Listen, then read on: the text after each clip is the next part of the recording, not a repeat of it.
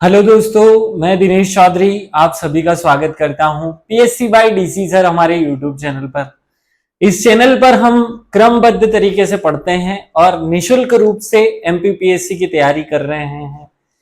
अब एग्जाम निकट है साथियों, घबराने की कोई जरूरत नहीं। जो आपके अंदर का कौशल है उसे ही तो दिखाना है और उसी के दम पर हमें सिलेक्शन लेकर आना है। बहुत ज्यादा परेशान मत होइए। लोग कितना पढ़ रहे हैं इससे कोई फर्क नहीं पड़ता, क्वालिटी कितनी अच्छी है इससे फर्क पड़ता है।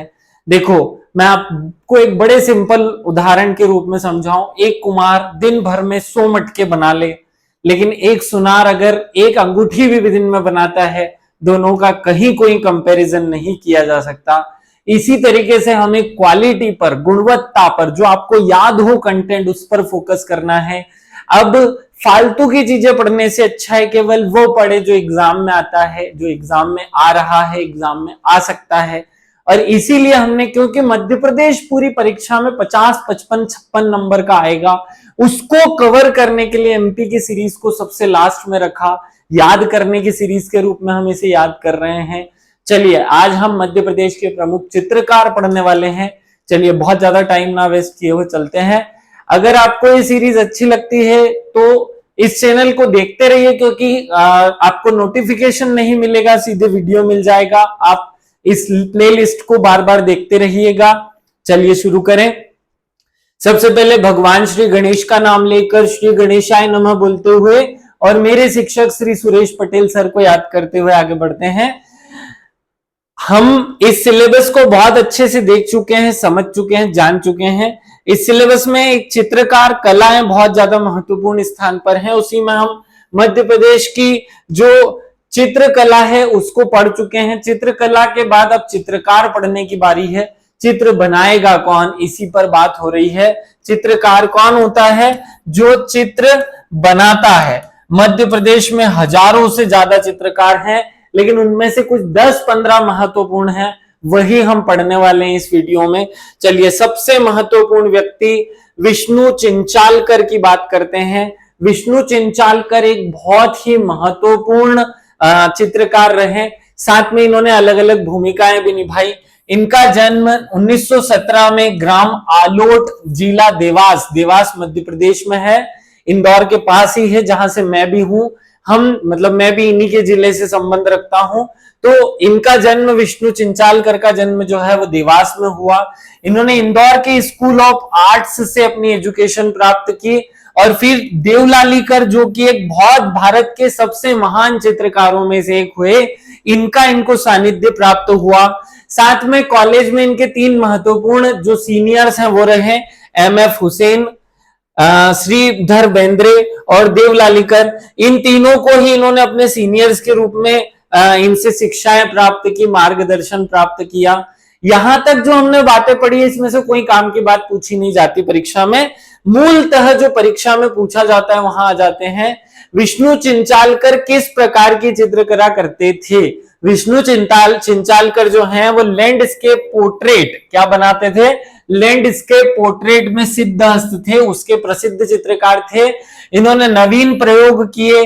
पेड़ की शाखाओं, बांस के टुकड़ों, पत्थर के टुकड़ों, आम की गुठली आदि से कलात्मक वस्तुएं अपने जीवन में बनाने की कोशिश की। और 4 सबसे महत्वपूर्ण, 4 विश्व स्तर पर, जैसे आपने देखा होगा ना मोनालिसा पूरे विश्व में प्रसिद्ध हो गई, तो वैसे ही भारत की विष्णु चिंचालकर की 4 कृतियां जो है पूरे विश्व में फेमस है।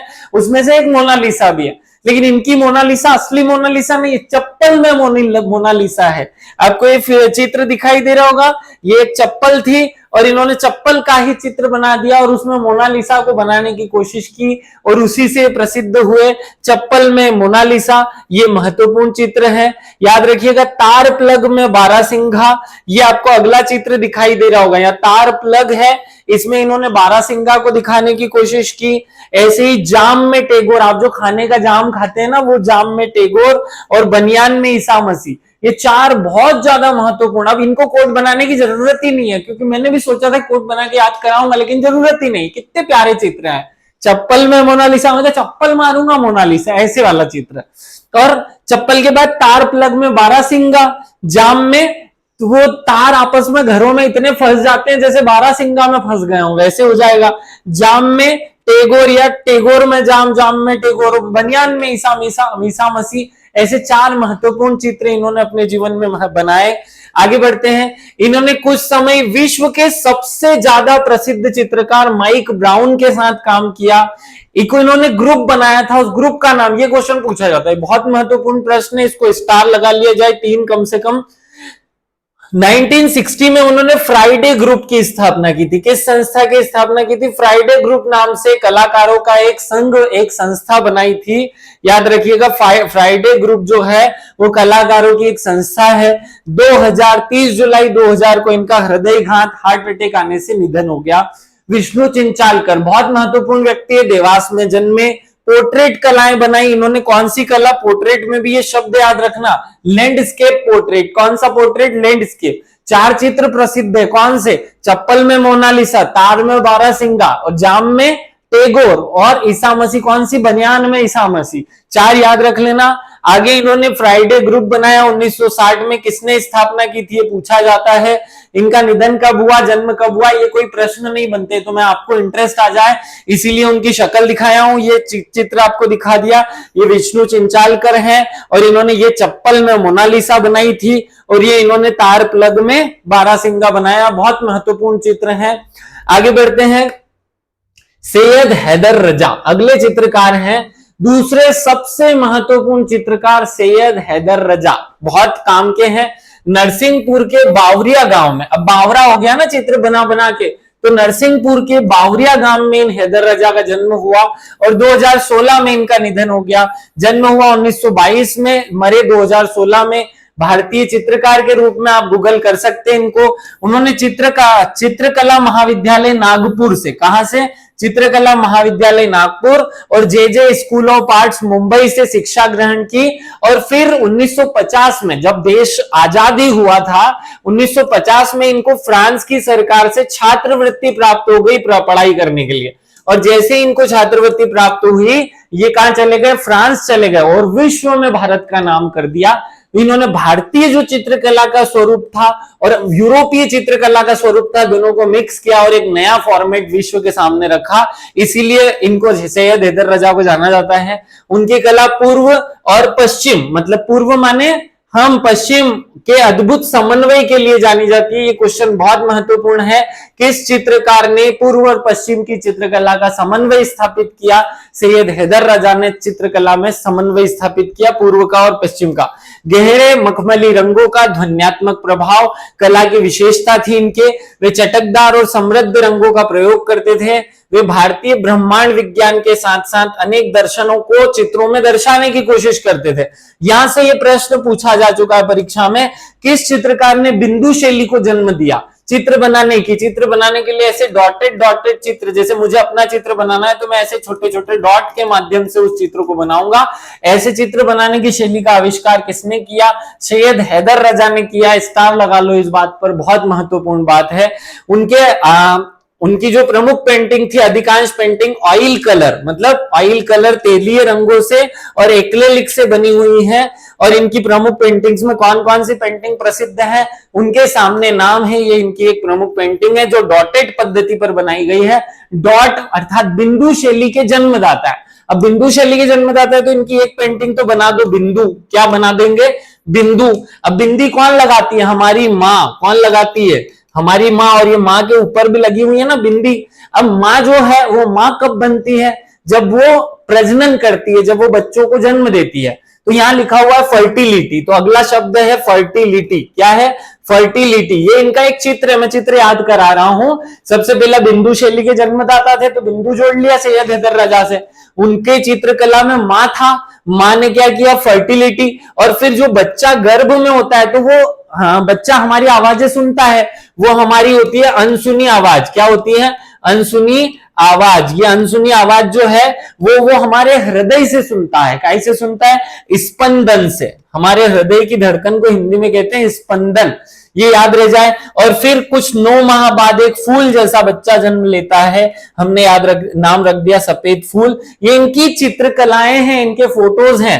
बिंदु याद रख लेना, पूछा जाएगा एग्जाम में, पूछेगा बिंदु नामक प्रसिद्ध चित्र किस चित्रकार द्वारा बनाया गया? सैयद हैदर रजा द्वारा। मां किसने बनाया? सैयद हैदर रजा। फर्टिलिटी किसने बनाया? ये भी हैदर रजा। अनसुनी आवाज भी हैदर रजा।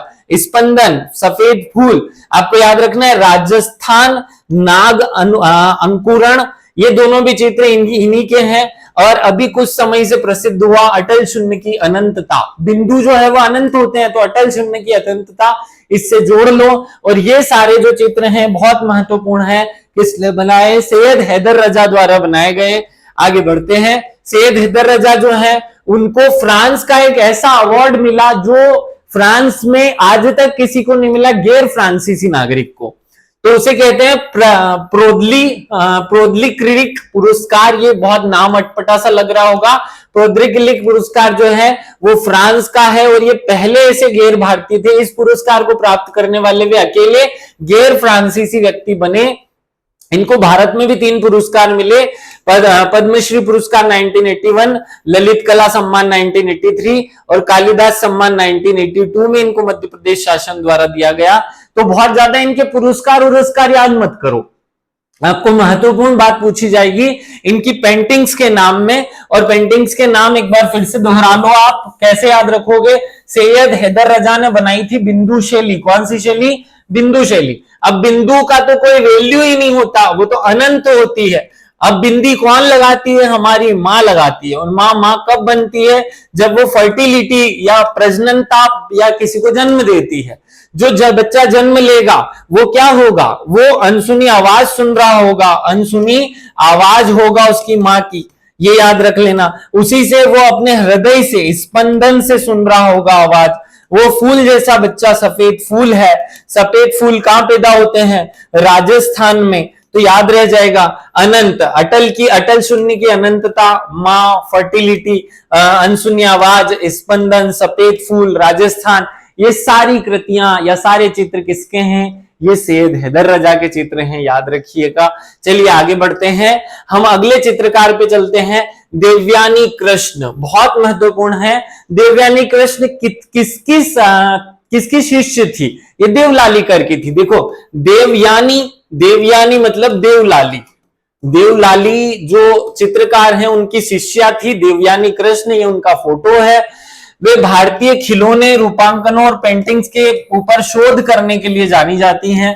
देवयानी कृष्ण की प्रारंभिक शिक्षा देवलालीकर जी से प्राप्त हुई और उन्होंने तिब्बत की प्राकृतिक और जनजीवन के चित्रों को दर्शाने की कोशिश की।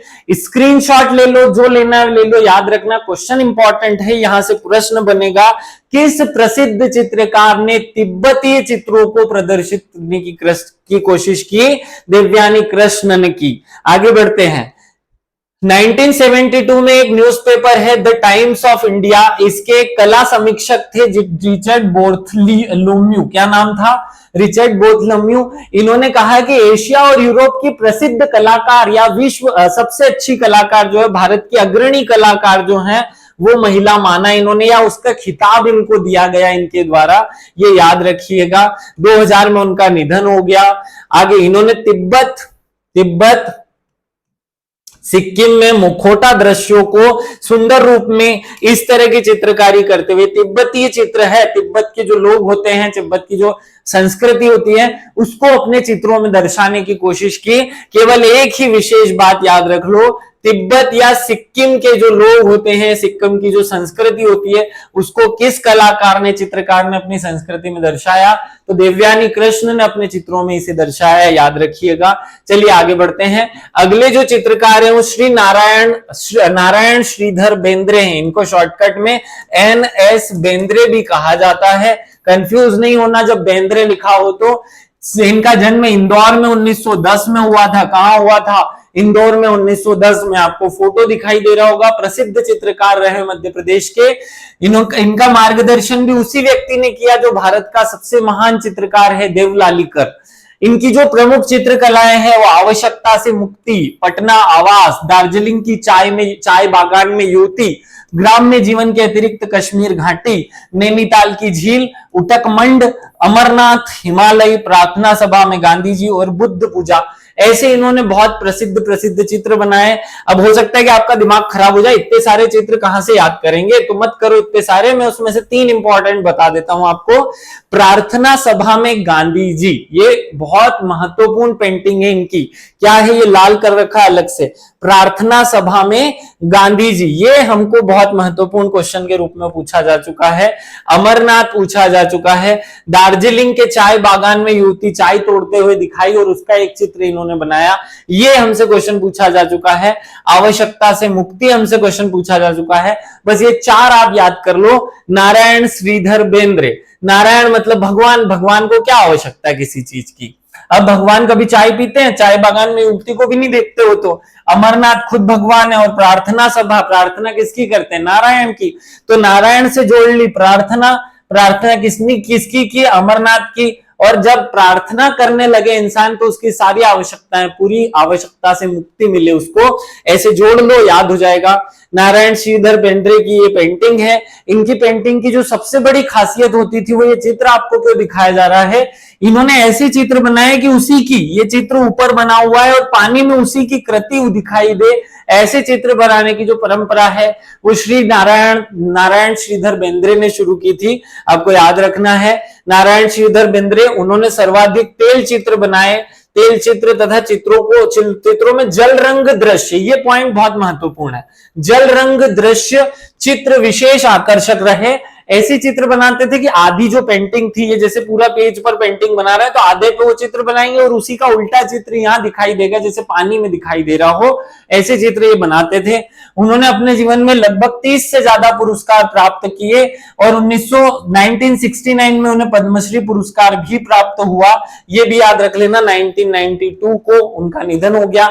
ये किसी भी चित्रकार में निधन, जन्म, वन्म ये याद मत रखना, आप केवल और केवल उनके फोटोज याद रख लो, उनकी कला के बारे में जो 2-3 कुछ संस्था बनाते हैं वो याद रख लो, उनके बारे में उनकी कोई विशेष कोई पुरस्कार मिला हो तो वो याद कर लो। चलो आगे बढ़ते हैं।